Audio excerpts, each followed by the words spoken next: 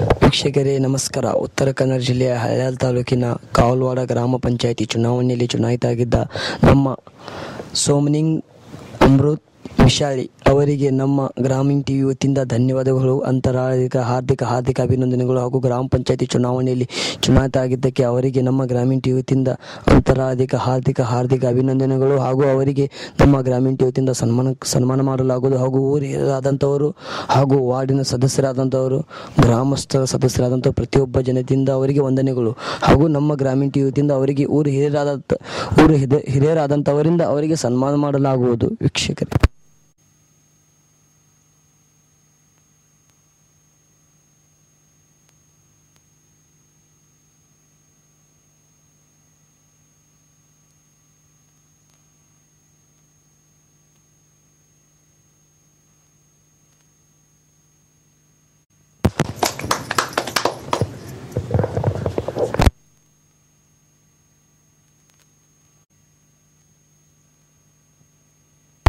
ವೀಕ್ಷಕರೇ ನಮ್ಮ ಸೋಮನಿಂಗ್ ಅಮೃತ್ ಅವರಿಗೆ ನಮ್ಮ ಗ್ರಾಮೀಣ ಟಿವಿ ವತಿಯಿಂದ ಧನ್ಯವಾದಗಳು ಹಾಗೂ ಅವರಿಗೆ ಸನ್ಮಾನ ಕಾರ್ಯಕ್ರಮ ಮಾಡಲಾಗಿದೆ. ಸರ್ ನಮಸ್ಕಾರ. ನಮಸ್ಕಾರ ಸರ್, ತಮ್ಮ ಹೆಸರು?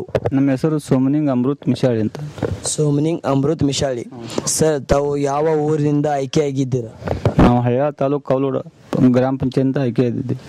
ಹಳ್ಯಾಳ ತಾಲೂಕು ಹಾಗೂ ಕಾವಲವಾಡ ಗ್ರಾಮ ಪಂಚಾಯತಿಯಿಂದ ತಾವು ಆಯ್ಕೆಯಾಗಿದ್ದೀರಾ. ಸರ್, ಯಾವ ಊರು ಯಾವ ವಾರ್ಡಿನಿಂದ ಆಯ್ಕೆಯಾಗಿದ್ದೀರಾ ತಾವು? ನಾವು ಕಾವಲವಾಡ 1ನೇ ವಾರ್ಡಿಂದ ಆಯ್ಕೆಯಾಗಿದ್ದೀವಿ. ಕಾವಲವಾಡ ಗ್ರಾಮ ಪಂಚಾಯತಿಯಿಂದ ಹಾಗೂ 1ನೇ ವಾರ್ಡಿಂದ ಆಯ್ಕೆಯಾಗಿದ್ದೀರಾ. ರಾಜಕೀಯ ಬರೋಕ್ಕಿಂತ ಮುಂಚೆ ಸರ್ ತಾವು ಏನು ಮಾಡಿಕೊಂಡಿದ್ದೀರಿ? ನಾವು ರೈತಾಕಿ ಮಾಡ್ತಿದ್ವಿ. ರೈತಾಕಿ ಮಾಡ್ತಿದ್ದೀರಿ. ರೈತಾಕಿಯಿಂದ ರಾಜಕೀಯಕ್ಕೆ ಬರಲು ಏನು ಕಾರಣ ಸರ್? ಎಲ್ಲರೂ ನಮ್ಮ ಊರ ನಾಗರಿಕರು ಎಲ್ಲರೂ ನಮ್ಗೆ ನಿಂದ್ರಂತ ಕಳಿಸಿ ಪ್ರೋತ್ಸಾಹ ಕೊಟ್ಟರು, ನಿಂತೀವಿ, ಅರಸ್ತಂದ್ರು, ಆಯ್ಕೆಯಾಗಿ ಬಂದಿದ್ದೀವಿ. ಹೌದಾ ಸರ್. ರಾಜಕೀಯಕ್ಕೆ ಬಂದ ಮೇಲೆ ತಾವು ಯಾವ ಪಕ್ಷದಿಂದ ಗುರುತಿಸಿಕೊಂಡಿದ್ದೀರಾ? ನಾವು ಕಾಂಗ್ರೆಸ್ ಪಕ್ಷದಿಂದ ಗುರುತಿಸಿಕೊಂಡಿದ್ದೀವಿ. ಕಾಂಗ್ರೆಸ್ ಪಕ್ಷದಿಂದ ಗುರುತಿಸಿಕೊಂಡಿದ್ದಾರೆ. ರಾಜಕೀಯಕ್ಕೆ ಬರಲು ತಮಗೆ ಹಿಂದುಗಡೆ ಯಾರದ ಗುರುಗಳು ಇದ್ದಾರೆ ಸ್ಫೂರ್ತಿ ಹೇಳ್ತೀರಾ ಸರ್? ಗುರು ಅದಾರಿ, ಗುರುಗಳು ಎಲ್ಲರ ಹೆಸರು ಹೇಳ್ಬೇಕಂದ್ರೆ ಸ್ವಲ್ಪ ಬಿಟ್ಟಾಗ್ತೈತಿ. ನಮಗೆ ಗುರುಗಳು ಏನ್ರಿ, ನಮ್ದು ತಾಲೂಕ್ ಪಂಚಾಯತಿ ಆದಂಥ ಸುಭಾಷ್ ಕರೇವ್ಕರ್ ಅವರು ನಮ್ಮ ನಿಂದ್ರಂತ ಕೇಸಿ ಇದು ವ್ಯವಸ್ಥೆ ಕೊಟ್ಟರು. ನಮ್ಮ ಊರಾನ ಜನ ಎಲ್ಲ ಕೂಡ ನಿಂದ್ರಿಸಿ ಕೇಸಿ ಆರಿಸ್ತಿದ್ದಾರೆ. ಅವರು ನಿಮ್ಮ ಪಾಲಿಗೆ ಹಾಗೂ ನಿಮ್ಮ ಸುಭಾಷ್ ಅವರು ಹಾಗೂ ನಿಮ್ಮ ಪ್ರತಿಭಾ ವಾರ್ಡಿನ ಜನತೆಗಳು ಅವರೇ ನಿಮಗೆ ಗುರುಗಳು ಅಂತ ಹೇಳ್ತಿದ್ರ. ಸರ್, ತಮ್ಮ ಕಾವಲವಾಡ ಗ್ರಾಮ ಪಂಚಾಯತಿಯಲ್ಲಿ ಹಾಗೂ 1ನೇ ವಾರ್ಡಿನ ಇದ್ದಂಥ ಮತಗಳು ಎಷ್ಟು ಸರ್ ತಮಗೆ? 600 ಚಿಲ್ಲರ ಅದಾವ್ರಿ. 600 ಚಿಲ್ಲರ ಅದಾವ. 600 ಚಿಲ್ಲರ ಓಟದಲ್ಲಿ ತಮಗೆ ಆಯ್ಕೆ ಆದಂಥ ಮತಗಳು ಅಂದರೆ ನಿಮಗೆ ಬಿದ್ದಂಥ ಮತಗಳು ಎಷ್ಟು ಸರ್? ಮತಗಳು ನಾವು ಪೂರ ಮತ ಹೇಳ್ಬೇಕಂದ್ರೆ ನಾವು ಆಯ್ಕೆ ಮತ ಅಷ್ಟೇ ಹೇಳ್ಬೇಕ್ರಿ. ನಿಮಗೆ ಆಯ್ಕೆಯಾಗಿ ಓಟು ನೀವು ಆಯ್ಕೆಯಾಗಿ ಆರಿಸಿ ಬಿದ್ದಂಥ ಮತಗಳು ಅಷ್ಟು ನಮ್ಗೆ ನೆನಪಿಲ್ಲ ಸರ್. ತಮಗೆ ಬಿದ್ದಂಥ ಮತಗಳು ಎಷ್ಟು ಸರ್? ನಮ್ಮ ವಾರ್ಡ್ನಲ್ಲಿ 650, ನಮ್ಗೆ ಬಿದ್ದಿದ್ದು 250 ಹೋಟ್ಲಿಂದ ಆಯ್ಕೆಯಾಗಿ ಬಂದಿದ್ರಿ. 250 ಹೋಟ್ಲಿಂದ ಆಯ್ಕೆಯಾಗಿದ್ದಾರೆ. ಸರ್, ತಾವು ರಾಜಕೀಯ ಕುಟುಂಬದಲ್ಲಿ ಬಂದಂತರ ಆದ್ರಿ. ತಮ್ಮ ರಾಜಕೀಯ ಕುಟುಂಬದಲ್ಲಿ ಬಂದಂತರ ಆದ್ರಿ. ನಿಮ್ಗೆ ರಾಜಕೀಯ ಒಡನಾಟ ಎಷ್ಟು ವರ್ಷದಿಂದ ಇದೆ ಸರ್?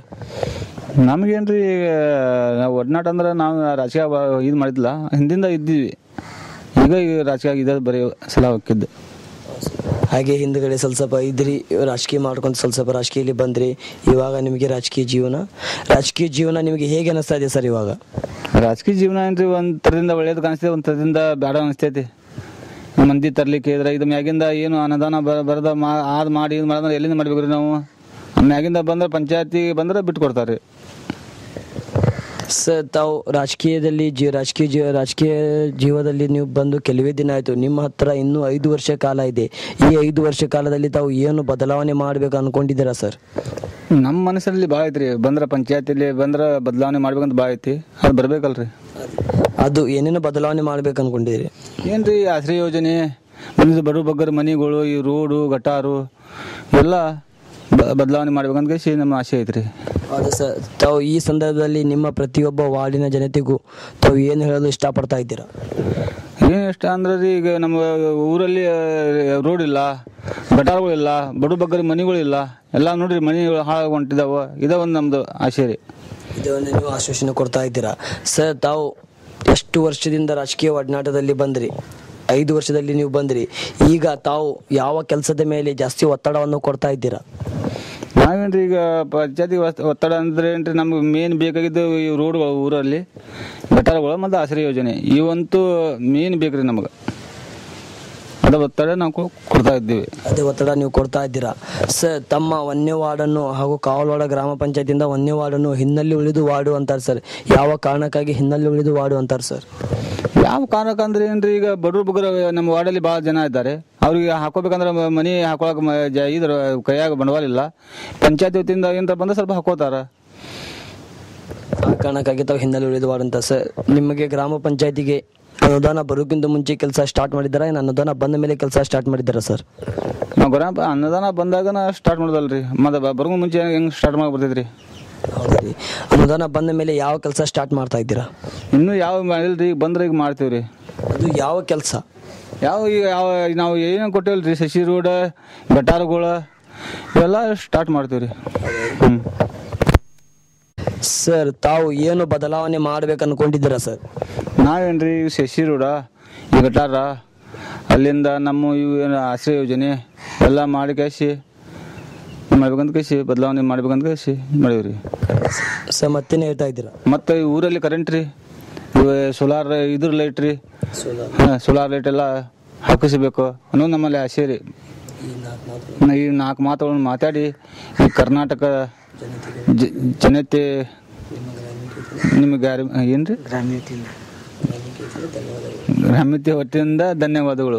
ವೀಕ್ಷಕರೇ, ಇವತ್ತಿನ ನಮ್ಮ ಸೋಮನಿಂಗ್ ಅಮೃತ್ ಚಿಪ್ಚಿ ಅವರಿಂದ ವಿಶಾಲಿ ಅವರಿಂದ ಇಷ್ಟು ಮಾತನ್ನು ಹೇಳಿದ್ದಾರೆ. ಹಾಗೂ ಅವರು ಊರು ಸುಧಾರಣೆ ಮಾಡಬೇಕಂದ್ರೆ ಅನ್ಕೊಂಡಿದ್ದಾರೆ. ಆಶ್ವಾಸನೆ ಜನರಿಗೆ ಕೊಡ್ತಾ ಇದ್ದಾರೆ.